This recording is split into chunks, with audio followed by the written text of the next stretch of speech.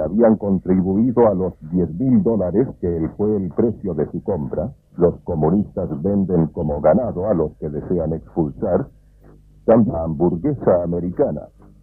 Llevaba en el cuerpo las marcas para probar los resultados de la tortura a que había sido sometido. Lo invité a ocupar nuestro púlpito. Habló a nuestros jóvenes, habló donde quiera. Y la esperanza y el de la urgente lucha con en todas partes. Algunos de nosotros decidimos que había que mandarlo a nuestra querida América, a menudo letárgica, a menudo indiferente, muchas veces candorosa en lo que se refiere a la infiltración comunista, a destrucción. Hicimos una colecta entre nosotros y enviamos a Wurmbrand a los Estados Unidos. El resto es bien sabido. Los periódicos dondequiera quedaron impresionados con su cuerpo marcado, viendo en él la prueba viviente auténtica de un mártir. Había sufrido las diabólicas maniobras y el odio del poco se presentó ante el Subcomité de Seguridad Interna del Senado. También detuvo una parada delante de la Casa Blanca para mostrar su cuerpo lleno de cicatrices como evidencia de que la persecución seguía aún y de que el comunismo era todavía una amenaza insidiosa para los que creían en la libertad y en Jesucristo. Me cabe el singular honor de ser su primer amigo en el mundo libre. Es ahora mi humilde privilegio presentar a ustedes al pastor Wurmbrand, cuyo cuerpo marcado no fue exterminado porque lo impidió la gracia de Dios, cuya mente aguda no pudo ser embotada por el lavado de cerebro, cuyo corazón ardiente no pudo ser sofocado. Les presento al pastor conferencista, profesor de teología, autor y poseedor de 14 idiomas, pastor Wurmbrand. Yo tenía niños como ustedes. Un día me secuestraron en la calle los comunistas y no volví a verlos otra vez hasta que pasaron 10 años. Estos niños lloraron cuando sus padres desaparecieron. Yo tenía una esposa. La metieron en prisión cuando yo estaba en otra, y durante años no supo si yo estaba vivo o muerto. Oficialmente le dijeron que estaba muerto. Le mandaron individuos a mentirle, diciéndole que eran prisioneros libertados y que habían asistido a mis funerales. Pero mi esposa siguió esperando. Escuchen ustedes, las madres. Mi madre murió y sus últimas palabras fueron: mi Ricardo. Murió cuando yo me encontraba en la prisión, aguardando en vano que su hijo volviera. ¿Y cuál había sido mi delito? El delito de miles de cristianos en los campos soviéticos y en la Rumania soviética de donde vengo. Mi crimen había sido confesar públicamente: Cristo el Salvador. He sido pastor luterano en Rumania. Por años dirigí una labor misionera secreta entre los soldados rusos que nos arrebataron a nuestra patria. Secretamente imprimíamos para ellos miles de evangelios y otra literatura cristiana. Muchos se convirtieron. Trabajamos entre los comunistas rumanos. Publicamos libros en su idioma hasta el final del año 1948. El día en que, cuando iba para la iglesia por ser domingo, fui secuestrado por los comunistas. 4 hombres me empujaron dentro del camión de la policía secreta. Era el 29 de febrero. Lo primero que me vino a la mente: no temas, se repiten 366 veces en la Biblia, una por cada día del año. Y por el día extra del año bisiesto, no es 365, sino 366 veces. Sabía que aún en el camión de la policía secreta yo estaba al cuidado de Dios Todopoderoso, por lo que me tranquilicé. Me llevaron a una prisión situada a 30 pies debajo de la tierra, de mis sufrimientos, sino de los de toda mi nación y de la iglesia detrás del acordierro, la cual ha dado en estos años innumerables mártires, héroes y santos. He estado entre los pequeños y débiles en la prisión, y hablo de estos inmensos héroes de la fe. En mí pueden ustedes ver lo que les sucedió a ellos. Yo soy un hombre y un pastor diferente que no conoce la Biblia. No la he leído en 14 años y la he olvidado. He olvidado mi teología, pero he tocado la realidad espiritual. Hemos tocado el mundo de los ángeles y con gran humildad podemos reproducir las palabras de los apóstoles en la primera epístola de San Juan. Lo que hemos visto con nuestros propios ojos, lo que hemos oído con nuestros propios oídos, lo que hemos tocado con nuestros propios dedos, es lo que vamos a decirles a ustedes. La primera vez que nos pusieron en encierro solitario fue como morir. Algún día los ángeles de la muerte los alcanzará a ustedes también y los dejará solos con el recuerdo de su existencia pasada. Esa época fue horrible. Cada uno de nosotros vivió de nuevo sus anteriores pecados y sus negligencias de deberes. Recordamos todo lo que habíamos hecho de malo. Ya no estábamos bajo los ojos de Dios y recordamos hasta las veces que habíamos proferido una palabra indebida a alguien o las ocasiones en que habíamos cometido malas acciones.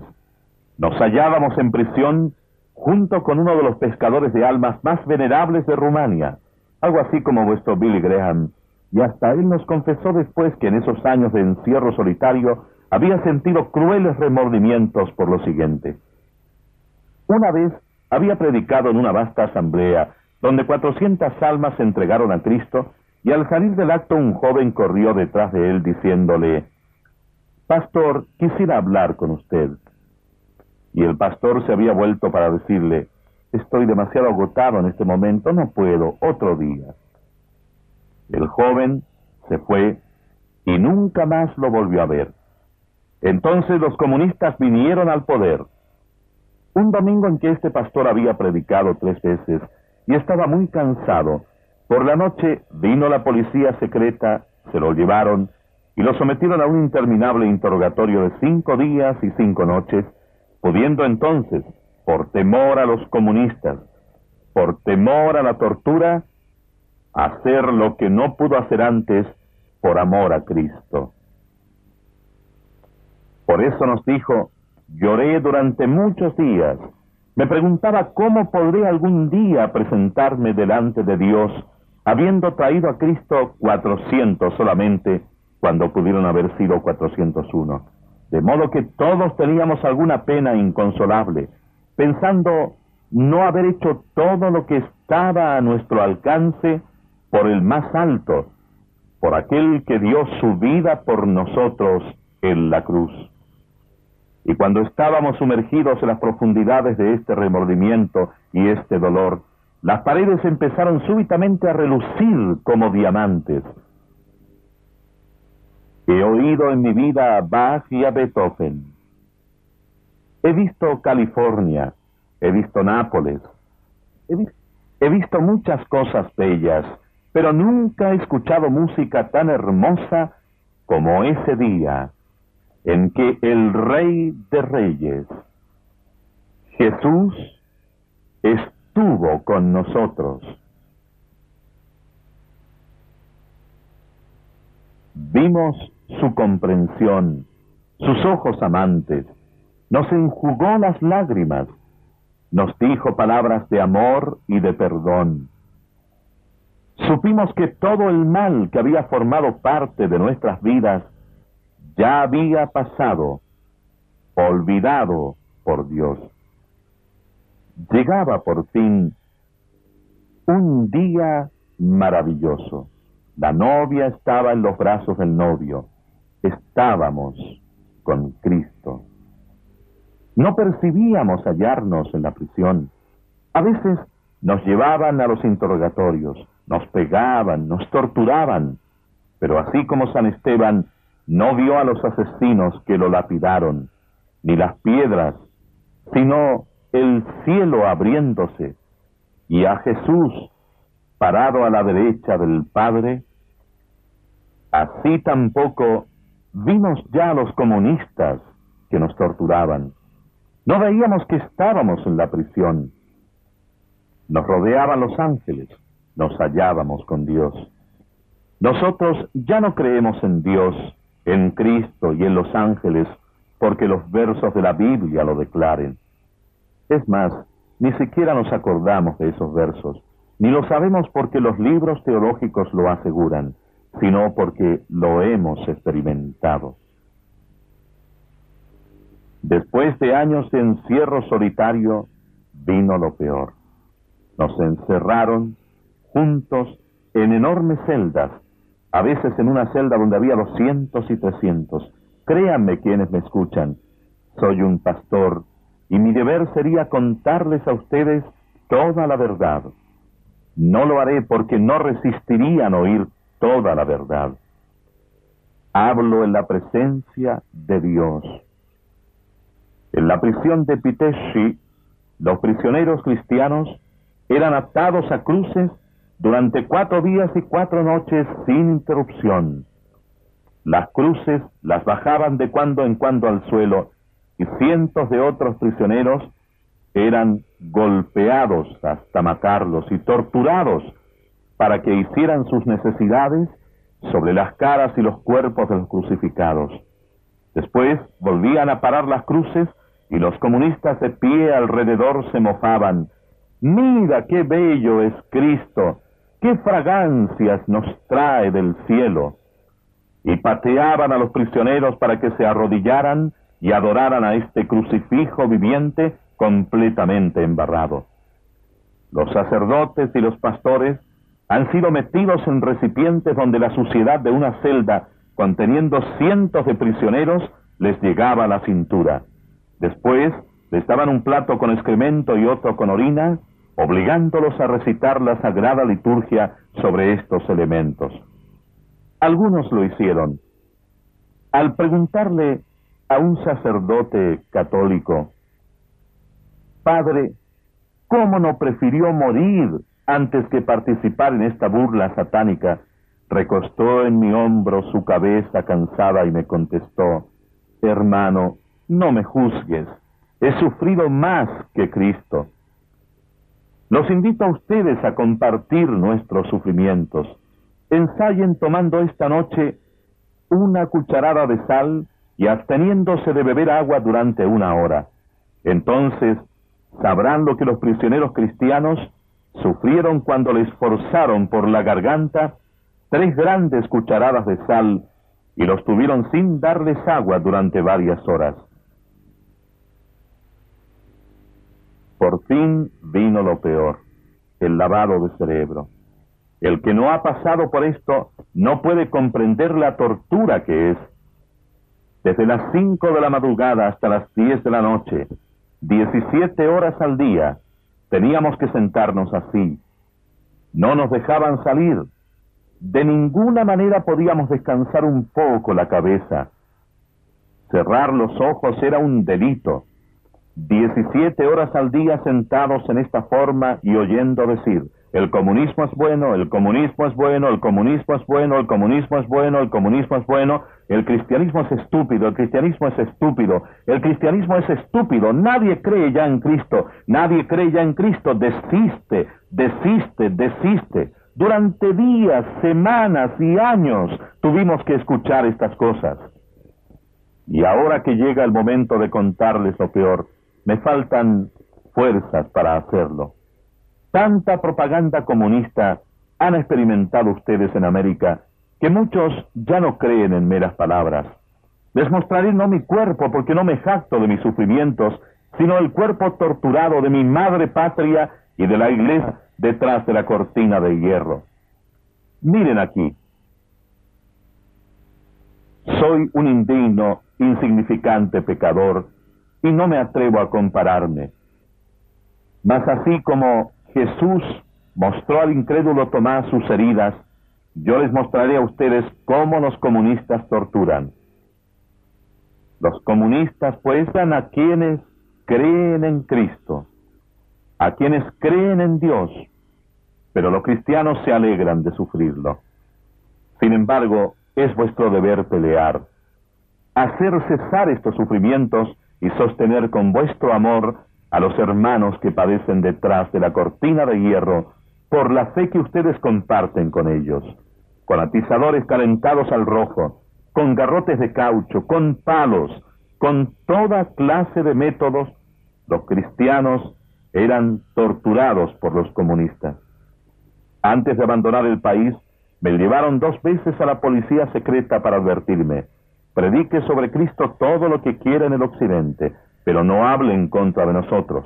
De lo contrario, por $1000 ya encontraremos un bandido que lo mate.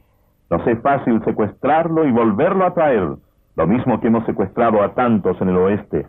O podemos destruirlo moralmente, inventando algún escándalo alrededor suyo, algo relacionado con una mujer o con un robo, lo que sea.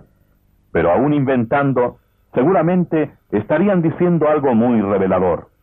Aunque dijeran que yo era un asesino, ¿acaso han torturado en América a Oswald o a Rudy? ¿Es un crimen torturar incluso a un asesino? Y yo no les he dicho a ustedes, sino les he mostrado lo que los comunistas hacen a los cristianos.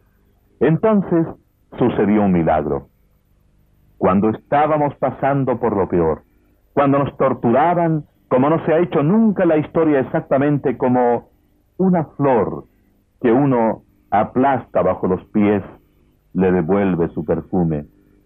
Mientras más nos escarnecían, mientras más nos torturaban, más compadecíamos y amábamos a quienes nos torturaban.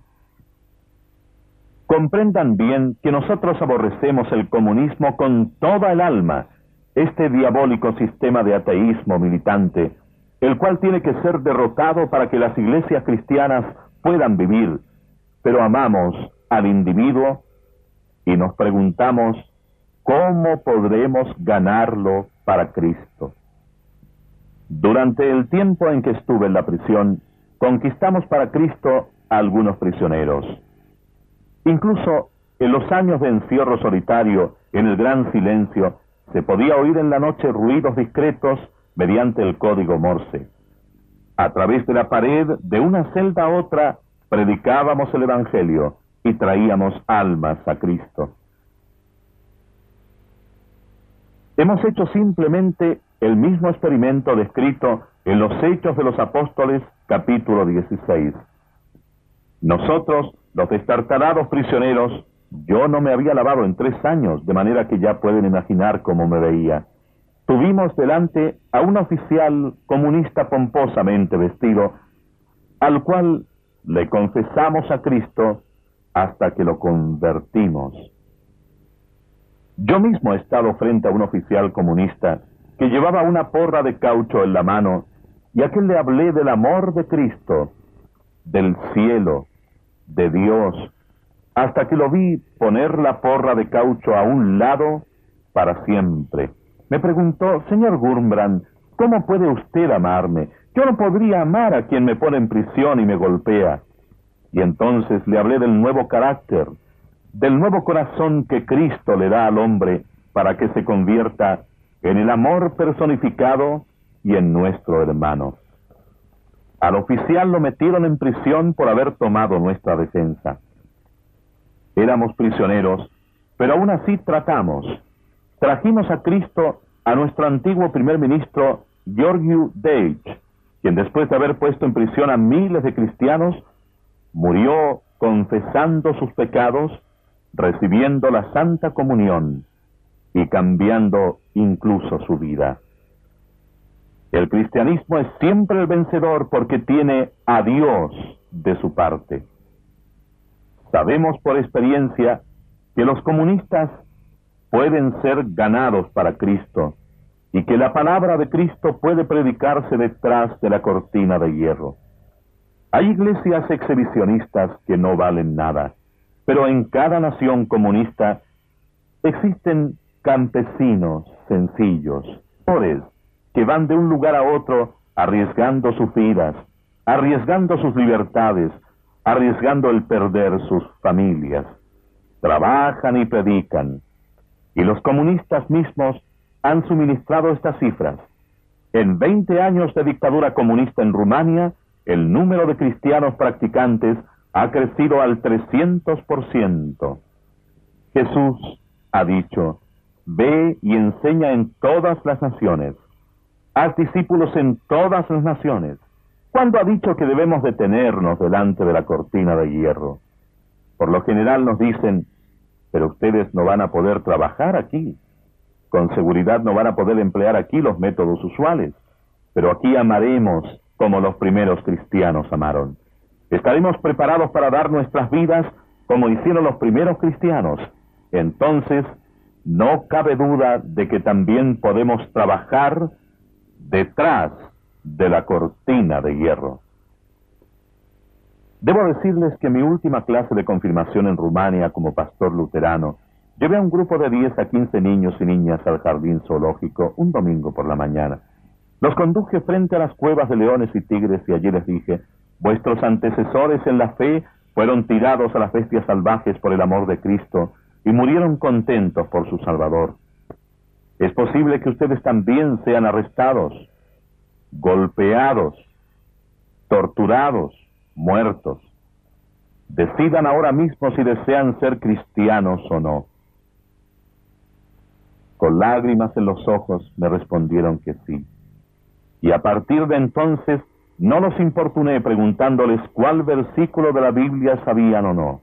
No teníamos Biblias y tampoco podía pedirlas, porque en 14 años de prisión la había olvidado. Porque podíamos sentir su amor hacia los que detrás de la cortina de hierro son oprimidos, escarnecidos.